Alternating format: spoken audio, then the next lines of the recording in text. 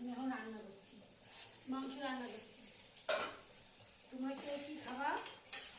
Hi guys, guys Bangla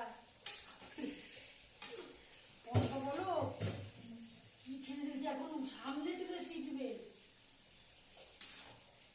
দেখো আমি মাংস রান্না করছি।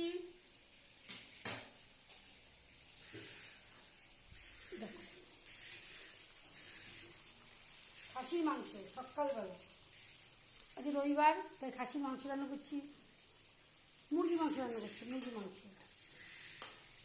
কে কি খাবা চলে এসো আমাদের বাড়িতে।